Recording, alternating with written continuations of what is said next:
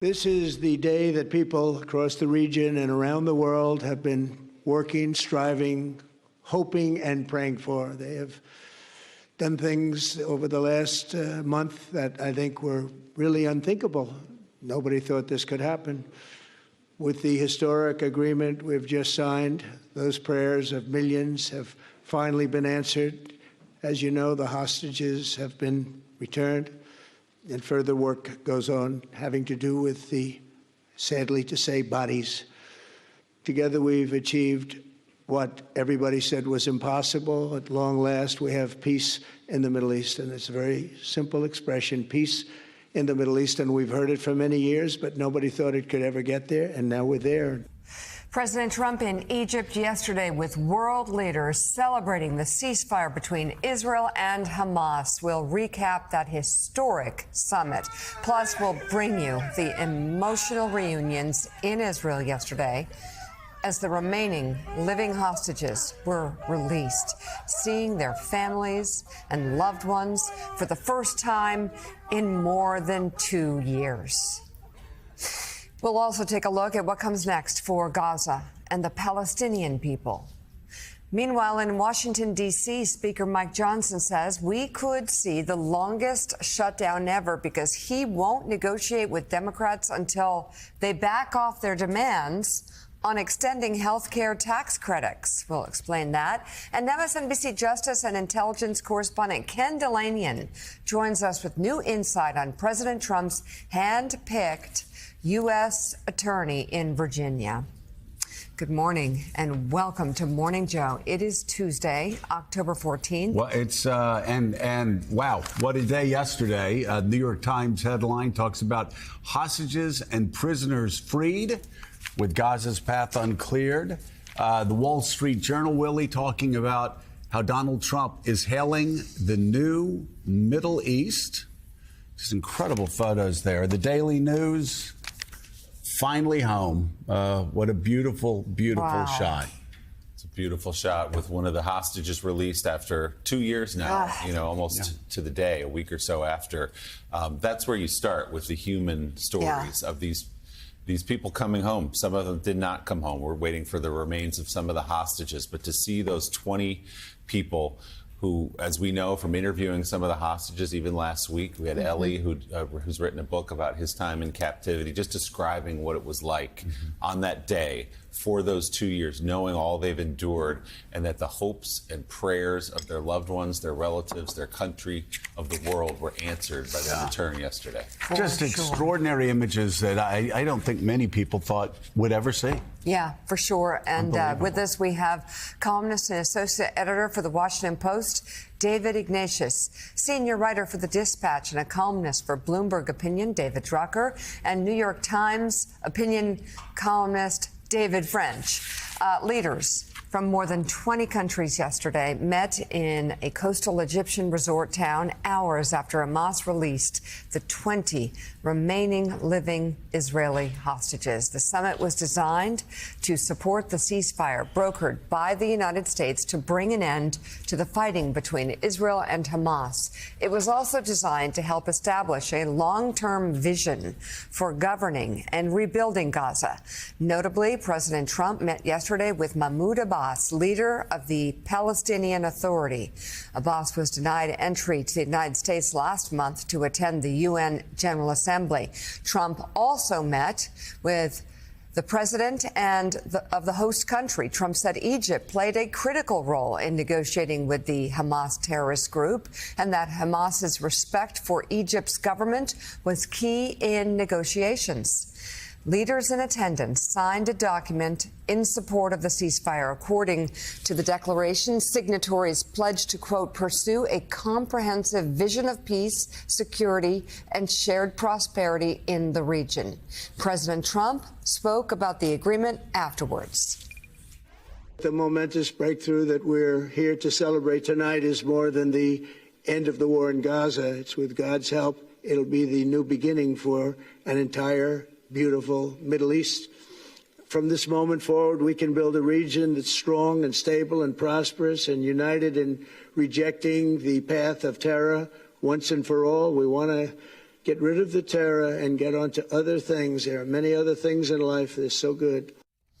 David Ignatius, of course, it's going to be everybody's job, and some people are already doing it, about asking what's next. We need to constantly be asking what's next. How will this peace agreement move forward and ceasefire move into a new Middle East? But first, let's look back at yesterday. Just an extraordinary day, and unlike, I think, any day I've ever seen, certainly coming out of the Middle East. Joe, it was a joyous day of images of people celebrating genuine, deep happiness at seeing their relatives home, seeing Palestinian prisoners return. On both sides, you saw the just unmistakable joy of the day. It was a day of extravagant rhetoric from Prime Minister Netanyahu, from President Trump, from all the people at the ceremonies in the two countries. If we're going to be cold-hearted and analytical, we need to say that the talk about a golden age for the region and the new dawn after 3,000 years is overstated. What we have is the first phase of what could be a comprehensive deal for peace in Gaza, leading the way to a real Israeli-Palestinian agreement and peace. But we don't have that yet. What was implemented was phase one. Phase two, which contains all the most difficult issues, the disarmament of Hamas, the establishment of governance by technocratic Palestinians who can take power away from Hamas. That's still to come, and there are lots of signs on the ground in the last day that that's going to be difficult. Hamas still controls nearly half of Gaza. There's fighting between Hamas and gangs and clans that are in Gaza. And so that's going to need real help from the U.S. and from Israel to move into the next stage that we really might begin to call a golden age.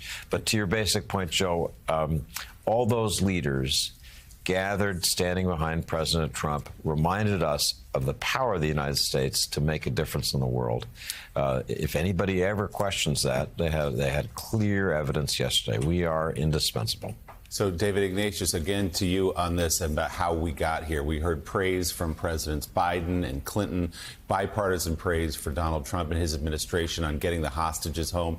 As Joe said, it was a moment a lot of people didn't think would come, that Hamas would give up its leverage of holding those hostages, the 20 that came home yesterday. So, in short, how did we get to a point that a lot of people thought we wouldn't get to? So, Willie, the essential process was mediation through countries that had contact with Hamas, both the leadership that was based in Qatar and some of the Hamas leaders on the ground in Gaza.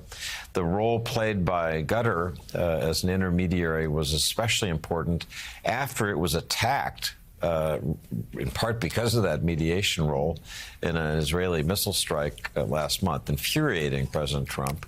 And that was one of the momentum changes that made Trump determined to push towards a deal. I think, Willie, to be fair, the reason we got to the final deal that was celebrated yesterday was a decision to decouple the immediate part, the ceasefire and the release of hostages, from the harder part, which is disarmament and governance. Steve Witkoff, President Trump's emissary, counseled by the Qataris and others, decided that it was just too hard to get Hamas agreement to its own surrender, so they would hold all that in abeyance. And I think that may come back to haunt them.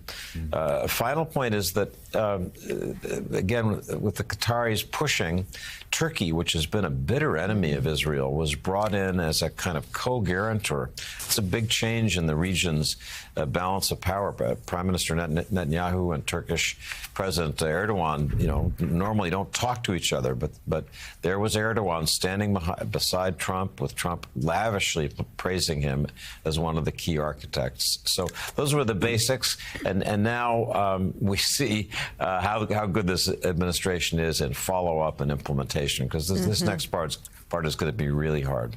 David, there was a very telling moment where Donald Trump said that he actually got along better with some of the strong men that he was up on stage with and the democratically elected leaders, something that many people have been observing for a decade now. But as you saw the president up there with Erdogan from Turkey, with the leaders of Qatari, with support from Egypt, support from the Saudis, support from strong men around the region, it does seem that, in a sense, that Donald Trump was singular, in a sense, and that most other presidents would not have not only dealt with those leaders the way he did, as aggressively as he did, but to my mind, other presidents probably would not be feared as much as Donald Trump.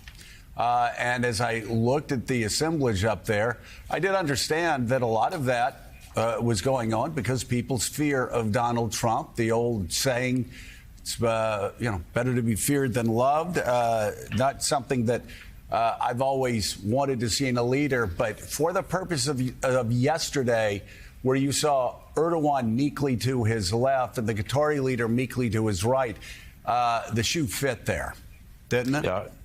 So I think that's a fair point. When Trump says they'll be hell to pay if he doesn't get the deal he's seeking, people tend to believe him, that he's prepared to back that up. And I think the key people working with him were far from democratic. Qatar is not a democracy. He elaborately thanked the Emir of Qatar, Sheikh Tamim, as he did Erdogan, who's been a tough, sometimes anti-democratic leader of Turkey. That was all put aside for very practical, transactional help that those two leaders and others could give to Trump in getting to where he wanted to be. Again, my only caution would be that he didn't go all the way to the details of his 20-point peace proposal, which I and others thought was pretty comprehensive. A lot of outstanding things in there that aren't yet signed on the dotted line. That's the only regret today, the day after.